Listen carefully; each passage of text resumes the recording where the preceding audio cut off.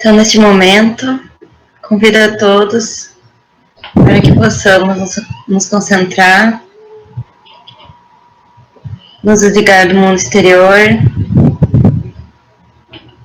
e agradecermos imensamente pela oportunidade que estamos tendo, que mesmo estando isolados socialmente, possamos estarmos aqui reunidos através do amor e no mesmo ideal, seguindo os caminhos de Cristo. Que possamos ter uma noite abençoada e cheia de muitos ensinamentos. Muito obrigada e que assim seja.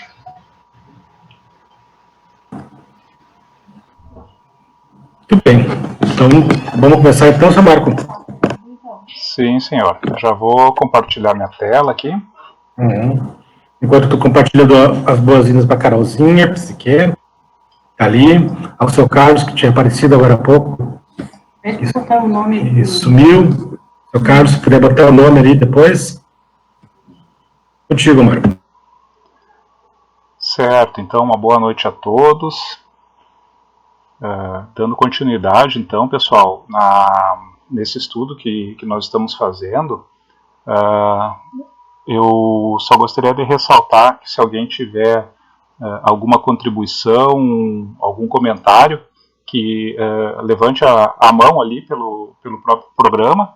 A Cris ela está aqui do meu lado, ela vai estar observando e vai me chamar para avisar, tá bom? Eu fui promovida assistente de apresentação.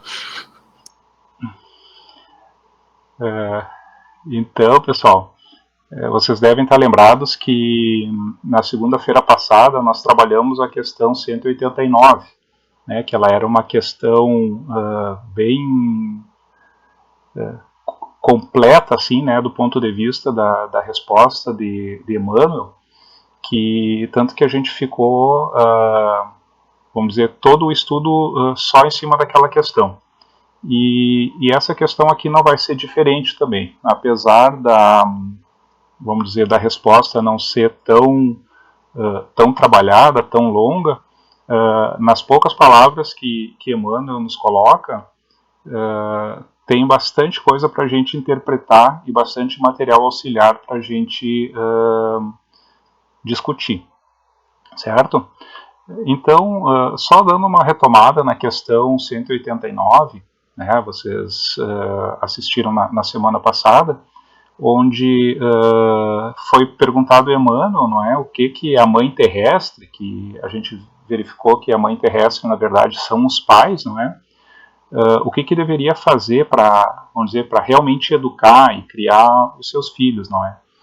Então, Emmanuel trouxe vamos dizer, uma receita completa, né, entrando desde a questão da renúncia, né, que os pais devem ter para se dedicar aos filhos, alinhar eles no caminho do trabalho, não é, no caminho das questões morais corretas, não é? E ali ele traz todo esse, vamos dizer, esse roteiro no qual os filhos devem serem educados desde a sua primeira infância, não é? Para, vamos dizer, para que os pais cumpram evangelicamente os seus deveres, tá? E essa questão, a questão 190, ela é um complemento, não é? Porque foi perguntado a Emmanuel, então, se quando os filhos são rebeldes e incorrigíveis, impermeáveis a todos os processos educativos, como devem proceder os pais, tá? Ou seja, se o que foi feito lá na questão 189, não é? Se os pais seguem todo aquele roteiro e mesmo assim os filhos ainda permanecem incorrigíveis, não é? Rebeldes, então qual é o procedimento que os pais devem ter, tá? Então, trabalhando agora aqui a resposta de Emmanuel, né? Depois de movimentar todos os processos de amor e de energia no trabalho de orientação educativa dos filhos, é justo que os responsáveis pelo Instituto Familiar, sem descontinuidade da dedicação e do sacrifício, esperem a manifestação da providência divina, para o esclarecimento dos filhos incorrigíveis, compreendendo que essa manifestação deve chegar através de dores e de provas acerbas, de modo a semear-lhes com êxito o campo da compreensão e do sentimento, certo? Então essa resposta a gente tem que interpretar ela bem, não é? Então, se depois de movimentar todos os processos de amor e de energia, tá? Ou seja, depois de cumprir todo aquele roteiro que foi trabalhado na questão anterior, tá? Emmanuel comenta que os pais devem esperar a manifestação da providência divina, ou seja, os filhos, por mais que a gente pense que possa proteger eles, vamos dizer, durante toda a vida, ou que a gente pode colocar eles numa bolha, não é? E sempre estar tapeando aquilo que eles fazem de errado, eles não vão escapar da providência divina. Mas antes disso, Emmanuel comenta que sem descontinuidade da dedicação e do sacrifício, certo? Ou seja, por mais que a providência divina se manifeste através de dores e provas para esses nossos filhos, nós não estamos, vamos dizer, libertos dessa nossa tarefa, que é a criação desses filhos, não é? Então, mas mesmo assim, eles vão ter que enfrentar essas provas, tá? Então, primeiro vamos comentar a respeito dessa resposta, e o Éder pediu para falar. Muito importante, Marco, tu ter apresentado a questão anterior, um roteiro mesmo, né? E aqui eu só quero dar um comentário que falou ali que os pais, para não tapearem, né, as coisas que os filhos aprontam, enfim. E também é muito importante lembrar que quando a providência divina se manifesta e que começam a acontecer as dores e as provas acerbas, este é um momento de acolhimento dos pais, né? Como tu falou, sem a descontinuidade da dedicação e do sacrifício. Mas tem que estarem sempre abertos para que nesse momento em que as provas cheguem e que as dores venham, a gente não fique apontando o dedo. Viu o que eu te disse? Eu ter falado, né? Aquele acusatório, né? Simplesmente acolher para que a gente continue, né? Para que não haja descontinuidade da dedicação, né? E de tudo aquilo que nos sacrifica, que nos aperta o peito, às vezes, quando pende para uma insistência do caminho mal trilhado. Só isso que eu queria comentar. Obrigado. Perfeito, Éder. Algum comentário mais agora, pessoal? Bom, então a Angélica gostaria de falar. Pode falar, Angélica. Eu leio a palavra. Estão todo mundo ouvindo? Sim. Tá, audível, tá. Eu leio a palavra sacrifício ali no texto como uma prova que nós, pais, vamos ter que enfrentar também ao ver os filhos enfrentarem as suas provas, né? Porque não é sem dor que um pai vai ver o filho ter que aprender pela dor. Se eu tentei todos os métodos do meu filho aprender pelo amor e ele não aprendeu, eu vou ter que, com sacrifício, ver ele aprender pela dor. Então eu vejo a palavra sacrifício nesse sentido também, né? Não vai estar descontinuado o meu sacrifício, porque além do meu trabalho todo de amor, ao tentar educar, eu vou ter o sacrifício também de vê-lo colher pela dor. Não sei se eu me fiz entender. Perfeito, Angélica. Acredito que é isso mesmo. Não deixa de ser esse sacrifício para os pais, né? Agora, pessoal, eu gostaria de trabalhar essa questão começando pelo Livro dos Espíritos. a gente pode pensar assim, como é que depois, não é, de toda essa dedicação dos pais, seguindo todo aquele roteiro que Emmanuel coloca, mesmo assim eles ainda permaneçam, vamos dizer, contrários a todo esse amor que a gente dedica. Então, a primeira questão que eu gostaria de abordar é com relação a esse caráter do nosso filho, tá? Então, tem essa questão do Livro dos Espíritos que ela encaixa como uma luva nessa, para a gente entender qual é a origem, vamos dizer, desse caráter do nosso filho, tá? Então, eu só vou trabalhar com vocês aqui a resposta e depois a gente pode comentar, tá? Ela tem, vamos dizer, dividida em 3 partes essa resposta, é uma questão bem trabalhada mesmo, e isso que eu tirei ainda uma parte da resposta dos espíritos que deram para Kardec. Então Kardec pergunta aos espíritos que qual é o motivo da mudança que se opera no caráter do nosso filho, né, a uma certa idade, e particularmente ao sair da adolescência. É o espírito que se modifica, não é? Ele queria saber se o espírito sofre alguma modificação, e a resposta ela é muito interessante. Então ela começa dizendo o seguinte: é o espírito que retoma a sua natureza e se mostra tal qual era.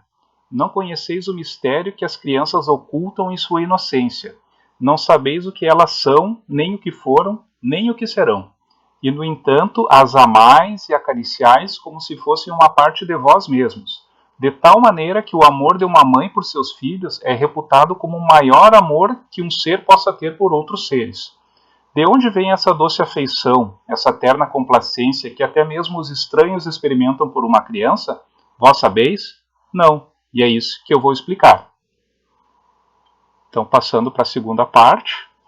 Então, na resposta ainda. As crianças são os seres que Deus envia a novas existências, e para que não possam acusá-lo de demasiada severidade, dá-lhe todas as aparências de inocência.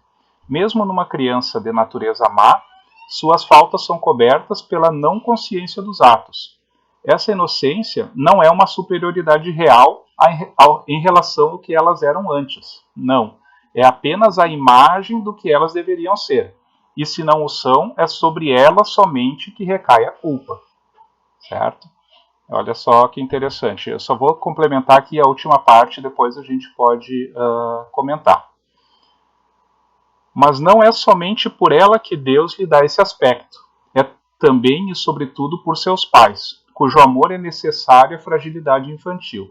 E esse amor seria extraordinariamente enfraquecido pela presença de um caráter impertinente e acerbo, enquanto, supondo os filhos bons e ternos, dão-lhes toda a afeição e os envolvem nos mais delicados cuidados. Mas quando as crianças não mais necessitam dessa proteção, dessa assistência que lhes foi dispensada durante 15 a 20 anos, seu caráter real e individual reaparece em toda a sua nudez. Permanecem boas se eram fundamentalmente boas, mas se irisam sempre de matizes que estavam na primeira infância. Certo?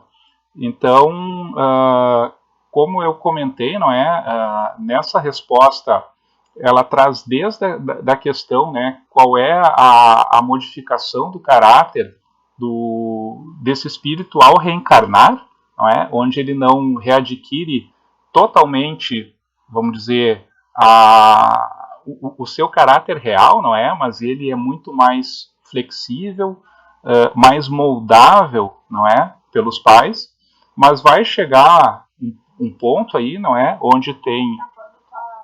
Então, pessoal, alguém gostaria de comentar alguma questão com relação a essa resposta? Eu queria comentar, Marco, assim, é uma questão muito, muito importante. Muitos pais que não conseguem entender o porquê que a criança muda, né? Por que ela era uma criança calma, era uma criança tranquila, né? Obedecia e de repente muda e os pais ficam culpando, né, os amigos, que na escola se juntou com outros. Até os amigos podem exercer algum tipo de influência responsável, né?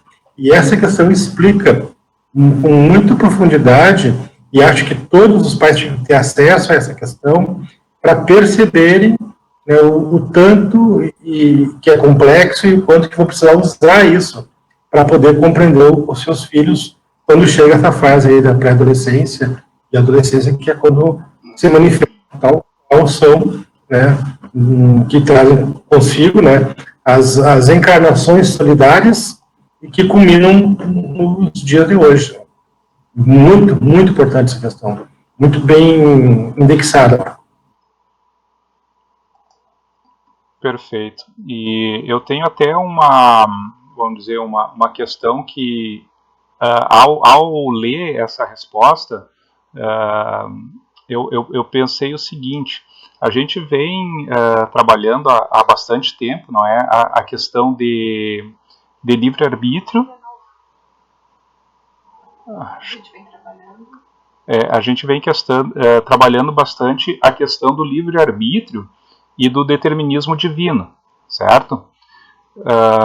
Relembrando, não é? Nós temos o nosso livre-arbítrio e nós temos a questão daquele determinismo que ele é, vamos dizer, muito consequência dos nossos atos e existências passadas e a presente também.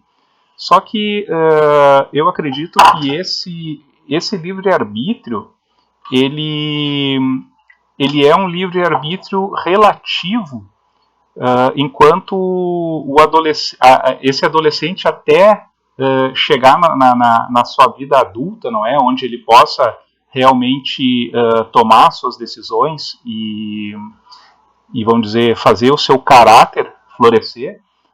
Eu acho que nós temos o livre-arbítrio do teto e da comida.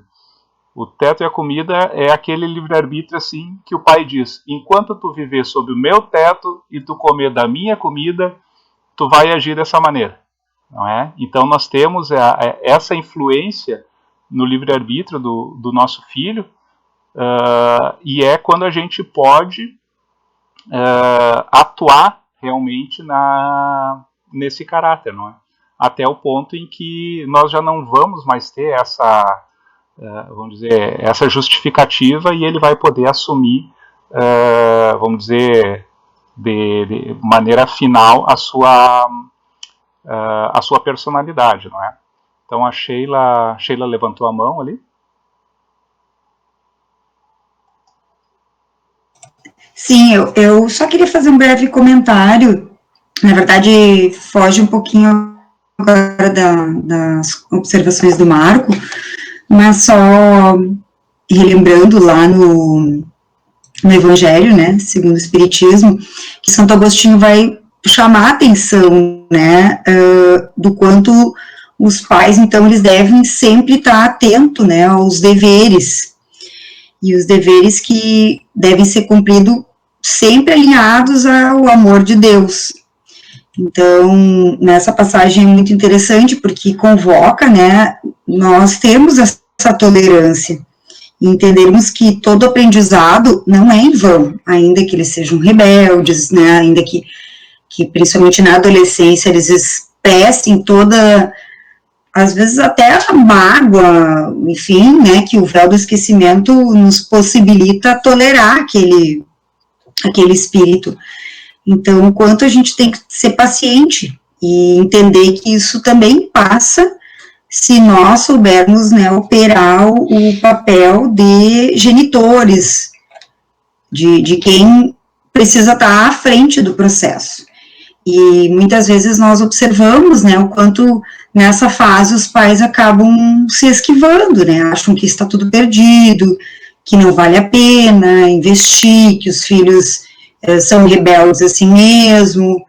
Então, muitas vezes largam de mão, e é justamente o contrário, né, acho que está aí a Giovana, né, a Gil, que trabalha com adolescentes que, digamos, estão na extrema rebeldia, e mesmo assim a gente precisa entender que eles não podem estar desamparados, né, porque eles vieram dentro de um contexto familiar, via de regra bem adverso, mas o que essa lição nos passa, né, é que o nosso papel, enquanto pais, é também saber tolerar. Não uma tolerância paralisada, mas ativa no processo. Porque tudo, né, todos os ensinamentos serão acumulados ao longo do tempo. Esse comentário que eu queria fazer, assim, para complementar. Perfeito. A Cris pediu para falar.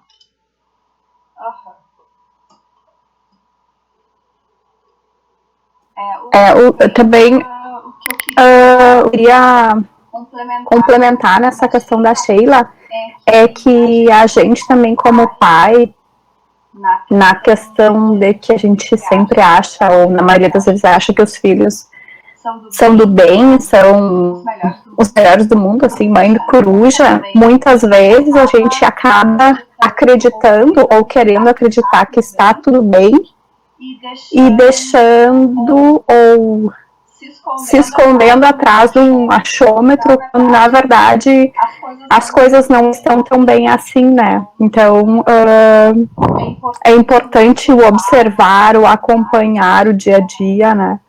Porque às vezes a gente acha que tá tudo bem e lá no fundo não tá, né? Então é só um complemento, assim, do que a Sheila falou, que sim, tem que ter tolerância, mas eu acredito que o primordial é a observação e o acompanhamento, né? Para que a gente possa, a hora, ter tolerância e, a hora, puxar um pouquinho mais. Seria isso. Éder? Importante o que a Sheila colocou e o que a Cris também colocou, e acho que, como a maioria dos pais, quando vivem essa dificuldade, não sabem, às vezes, como lidar, é imprescindível, Mário, a gente lembrar de recomendar para buscar ajuda, né? Tem meios para isso, né? Eu vejo pelo trabalho que a DIL faz lá, né? Eles buscam na rede todo o amparo para sanar, substituir o que a família deveria fazer.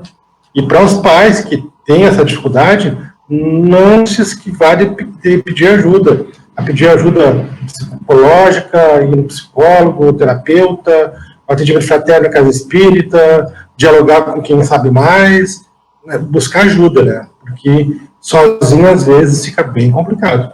E isso é uma síndrome, digamos assim, hoje, né, do meio social que a gente vive. Muitos pais, por não saberem como lidar, acabam entrando em concordância ou deixando as coisas passar, às vezes até por falta de esclarecimento, né? Só isso. Só lembrando rapidinho que às vezes a adolescência se estende a mais de 20 anos, né? Porque a gente imagina que a adolescência se conclui lá nos 18. E às vezes a gente vai ter essa rebeldia até os 25, 26, 27 anos, né? Hoje se admite que a juventude é até os 29, né? Então essa rebeldia também não se encerra lá, às vezes, com 17, 18 anos. Que é o chamado aí, a Carol pode ajudar, né? Até a adolescência tardia. Perfeito.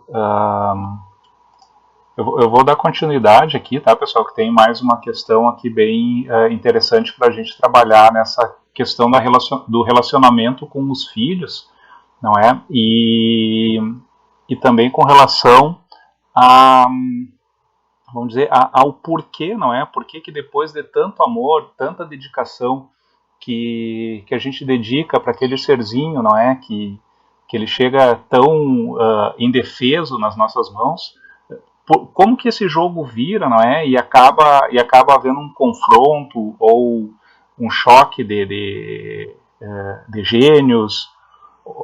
Então, para isso eu trouxe esse texto desse livro que é Vereda Familiar, tá? do Raul Teixeira, pelo espírito Teresa de Brito. Tá? É uma pequena parte aqui em que ele traz um pouco da origem, não é? Dessa, vamos dizer, desses conflitos que existem entre os pais e os filhos, não é? Então, o texto que eu trouxe, ele diz o seguinte: nas trilhas da sua reencarnação, deverá você defrontar os espíritos que fazem parte do seu passado, de uma forma ou de outra, colocados em sua rota na situação de filhos complicados e difíceis. Os filhos que guarda no seu lar, marcado por desequilíbrios de comportamento, fazendo-se doidivanas, irresponsáveis ou cruéis, são aqueles que necessitam da sua compreensão e assistência. Nessas circunstâncias, você ofertará a esses filhos os melhores exemplos de vida digna, de honestidade e de grandeza no esforço do bem. Contudo, porque são espíritos infelicitados em razão da própria bagagem moral que trazem, não se interessarão por sua honradez ou por sua probidade. Por serem doentes em si mesmos, não assimilarão facilmente os aconselhamentos ou os arrazoados que você venha lhes oferecer. Esses filhos problematizados são companheiros de desatinadas experiências, ou de regiões espirituais de sofrimento e de purgação, ou de faixas psíquicas infernais, exatamente para os seus braços e para as suas atenções, uma vez que, perante a espiritualidade maior, você comprometeu-se em auxiliá-los com tudo quanto estivesse ao seu alcance. Muitos deles provêm de situações criminosas do pretérito, sem que consigam apagá-las de maneira simplista.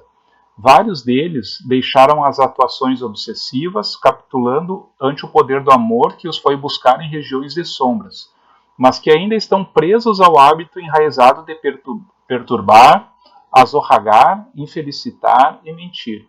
Outros desses filhos são seus inimigos de outras encarnações que voltam ao seu lado para os acertos que o amor propõe. Outros mais poderão não ser vinculados aos seus erros, mas aquelas almas que você prometeu ajudar, mesmo enfrentando dramas intensos nos exercícios de intensas renúncias. Tá, pessoal? Então aqui é um texto que ele é um pouco, ele choca um pouco, não é?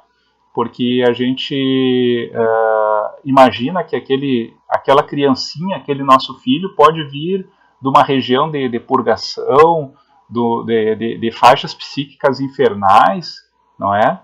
Mas a gente tem que lembrar que nós estamos no mundo de provas e expiações, não é? Onde os espíritos que reencarnam são espíritos imperfeitos, não é? Muitos galgando a sua evolução, mas ainda imperfeitos, não é? E também temos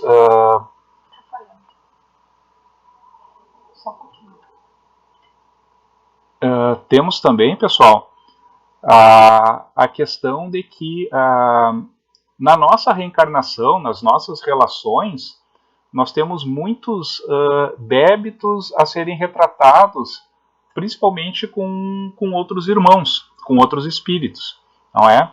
E relações, muitas vezes, seculares, de ódio, de disputa, de guerras, não é? E não existe maneira melhor de tu colocar dois espíritos que se odeiam juntos, de forma que eles resolvam, através do amor, essa discórdia, não é? Não existe uma maneira melhor do que colocando como pai e filho, não é? Como colocando eles dentro de uma família. Mas claro que a partir do momento que esse caráter ele vamos dizer, se completa e ele retorna à sua verdadeira face, muitas vezes aquele acordo, aquele acordo de amor que foi feito, ele é esquecido por questão de antigas mágoas, não é? E aí que acaba surgindo essa questão dos filhos rebeldes e incorrigíveis. Tá, pessoal? Algum comentário com relação a essa passagem da Raul Teixeira? Éder? Eu queria ler, Marco, só uma frasezinha do livro do Chico aqui, que completa o que tu está falando. Que diz assim, ó. Estão ouvindo? Sim, estamos ouvindo bem. Do livro Cartas e Crônicas, né, do Irmão X, diz assim: é que habitualmente renascem juntas, sob os laços da consanguinidade, pessoas que ainda não se acertaram.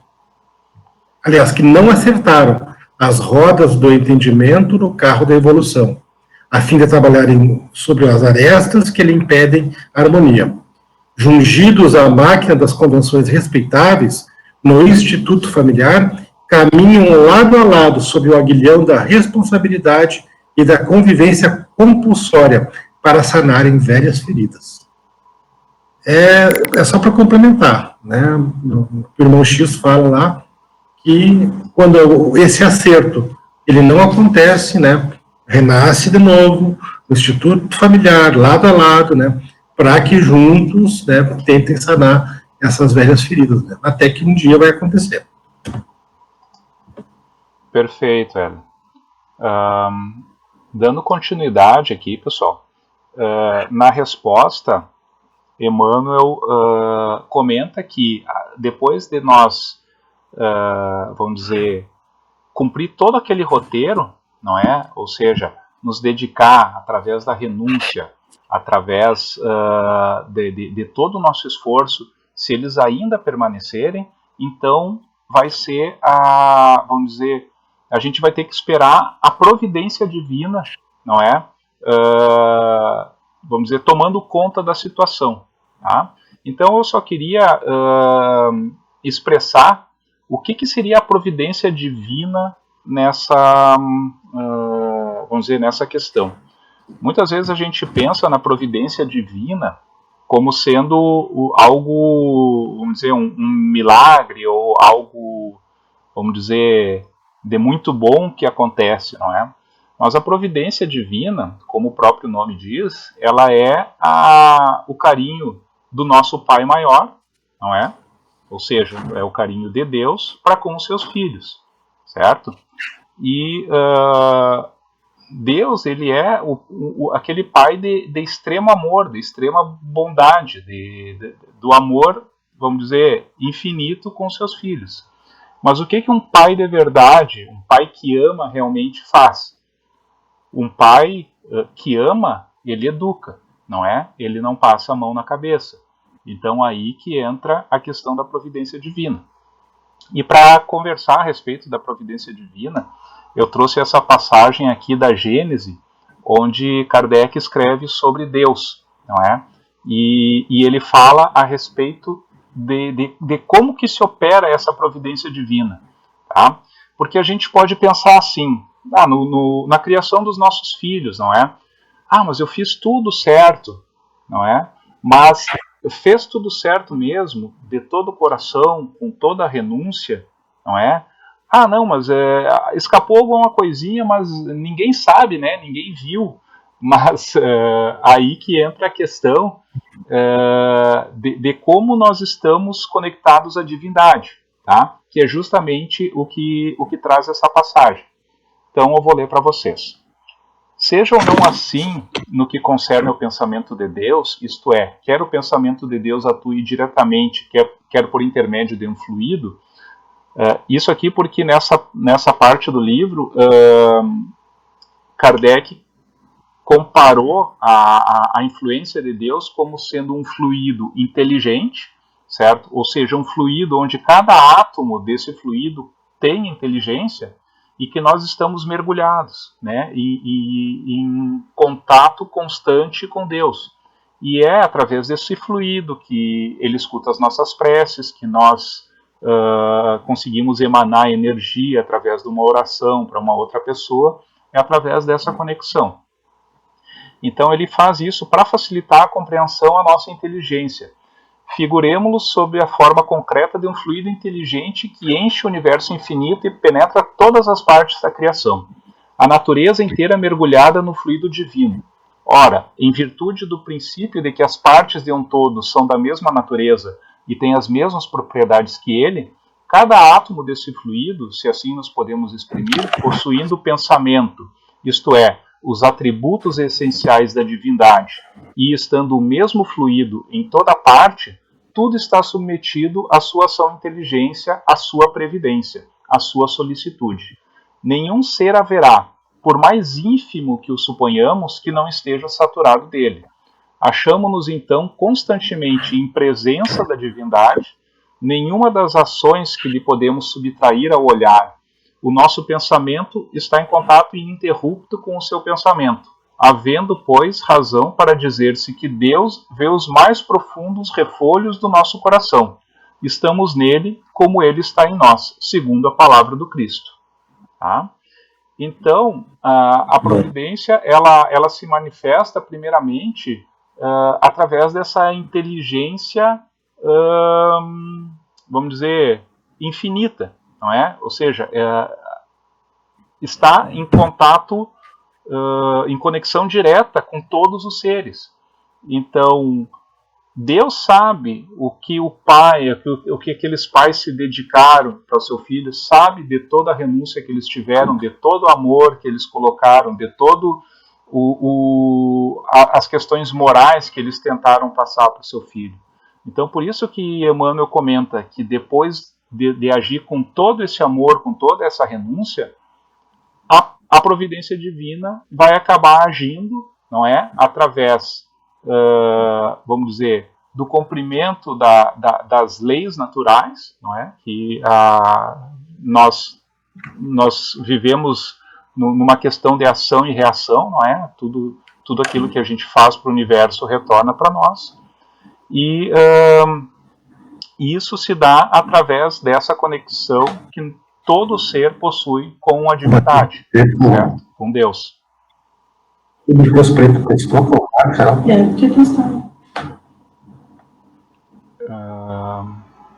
Algum comentário, pessoal, com relação a essa parte? Ou podemos passar?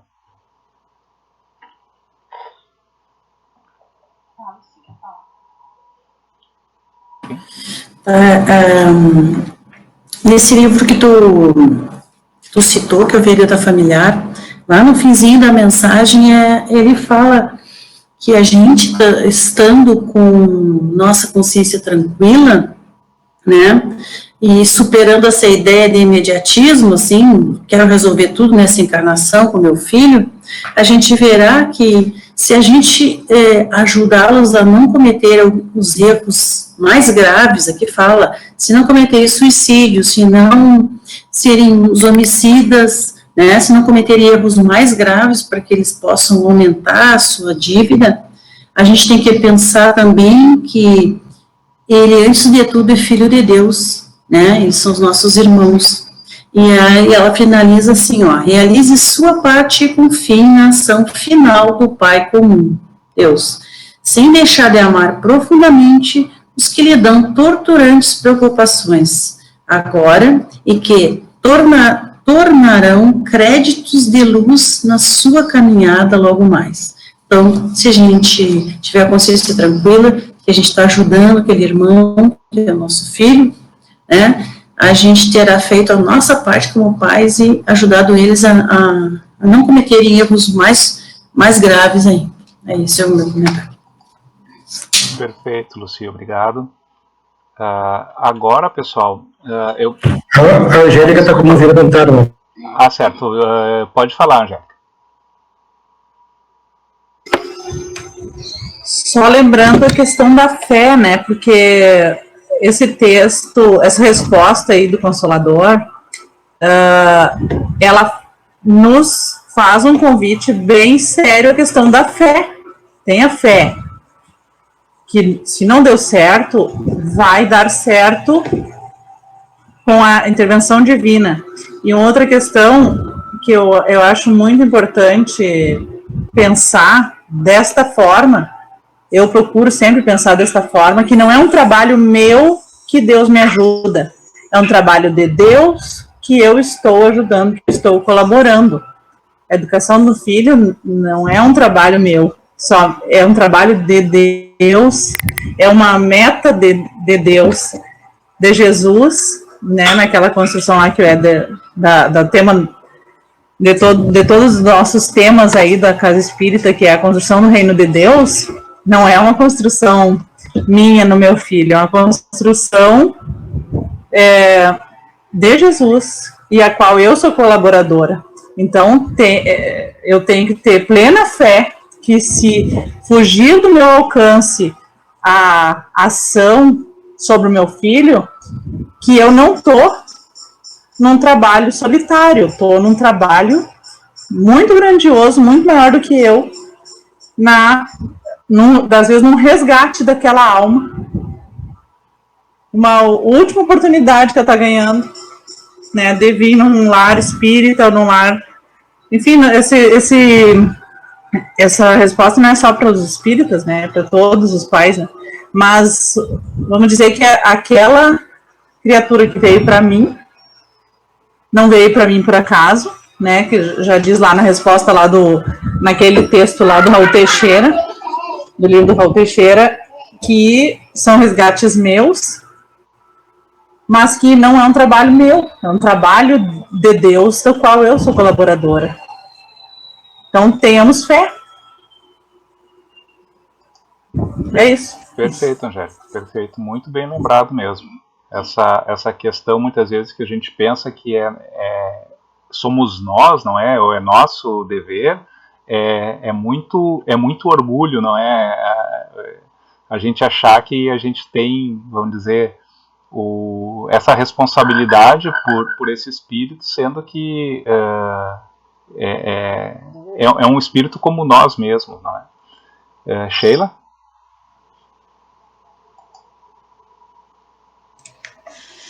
Eu até encontrei uma passagenzinha que está na obra Rumo Certo, que fala um pouquinho da providência divina e complementa esse raciocínio, assim, né? Eu vou fazer a leitura também para ficar melhor. Seja onde for, recorda que Deus está sempre em nós e agindo por nós. Para assegurarmos quanto a isso, basta-nos a prática da oração, que é o que a Angélica falava, né?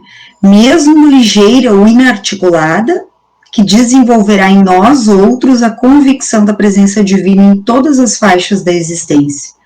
Então, isso é uma fala, né, de Emmanuel, uma psicografia de Chico Xavier na obra Rumo Certo. Então, é bem o que a Angélica citava, só para complementar. Então, pessoal, eu gostaria que vocês dessem uma olhada no próximo slide que eu tenho aqui da apresentação. Por coincidência, não é? Também é uma passagem do livro Rumo Certo, onde fala exatamente da providência divina. Por sorte, não é a mesma passagem que a Sheila trouxe, tá?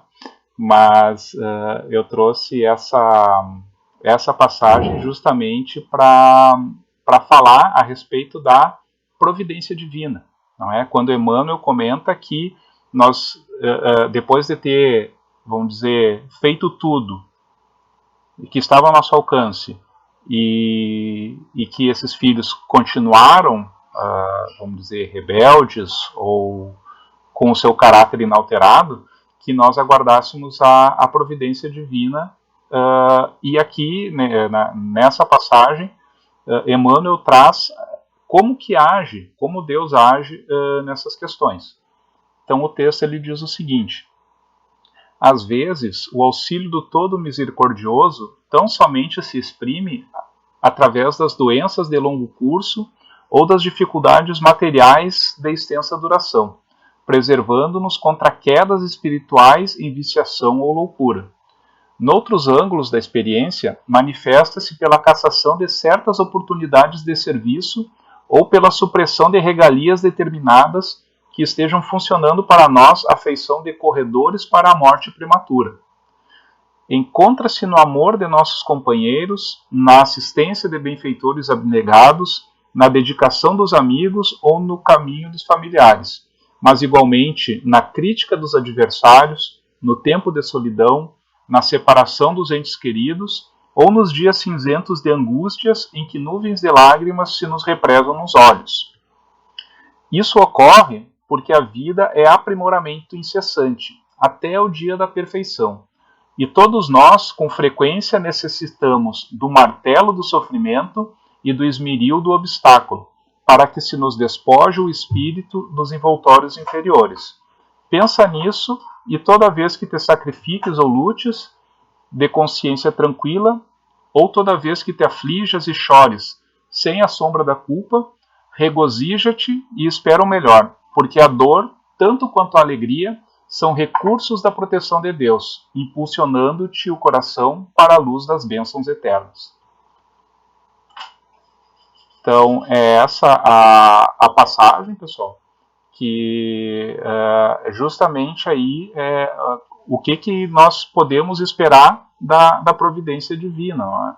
Eu achei bem interessante essa questão do martelo e do esmeril, não é? Através desse martelo e do esmeril de Deus é que nós vamos nos aprimorando, não é? No rumo da perfeição que um dia chegaremos, não é? Mas nós sabemos que esse aperfeiçoamento ele é conquistado ou pelo amor, não é? Ou pela dor. E essa mesma dor, não é? Que nós tanto estudamos, vamos dizer, nos nossos encontros, não é?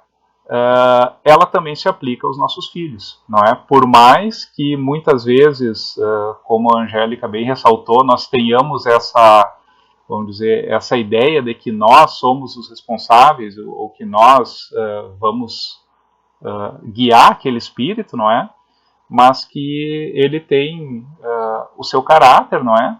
Nada vai nos, vamos dizer, desligar desse espírito, não é? Nós temos que seguir trabalhando, seguir nos esforçando, mas esperar o martelo e o esmeril, não é? O martelo e o esmeril de Deus, através da providência divina, que é o que vai agir nessas questões. Tá? Algum comentário, pessoal, agora? Lucy?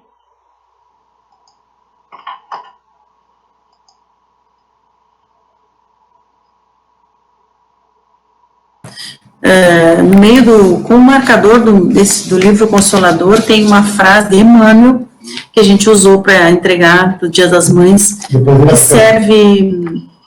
que serve para mãe e pai. Aí diz assim, ser mãe, né, aqui mãe e pai, ser mãe é projetar um anseio de educar a alma que retorna, ajudando-a a cumprir a missão que a trouxe de volta. Veja que lindo.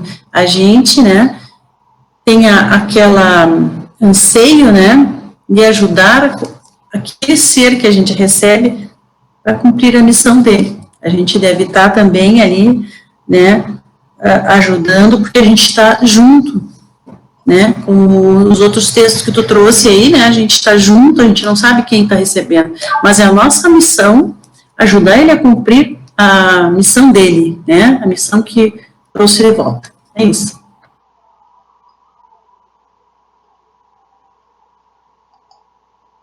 Obrigado, Lucy. Alguém mais tinha levantado a mão? Não vi? Só para finalizar, então, pessoal, esse estudo de hoje, eu trouxe aqui uma frase um texto, no caso, de Khalil Gibran, certo? Que vem bem a calhar, então, com esse estudo. Ela diz o seguinte: vossos filhos não são vossos filhos, são os filhos e as filhas da ânsia da vida por si mesma. Vêm através de vós, mas não são de vós, e embora vivam convosco, não vos pertencem. Podeis outorgar-lhes vosso amor, mas não vossos pensamentos, porque eles têm seus próprios pensamentos. Podeis abrigar seus corpos, mas não as suas almas, pois suas almas moram na mansão do amanhã, que vós não podeis visitar nem mesmo em sonho. Podeis esforçar-vos por ser como eles, mas não procurei fazê-los como vós, porque a vida não anda para trás e não se demora com os dias passados.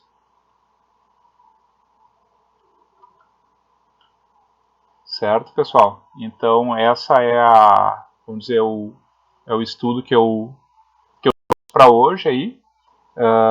O Éder gostaria de falar e depois a gente pode utilizar o restante do tempo para seguir conversando. Não, eu só queria botar essa última parte do Calil Gibran, um outdoor e espalhar pelos lugares.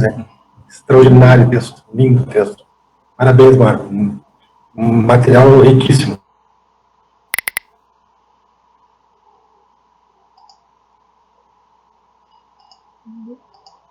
Obrigado, Éder.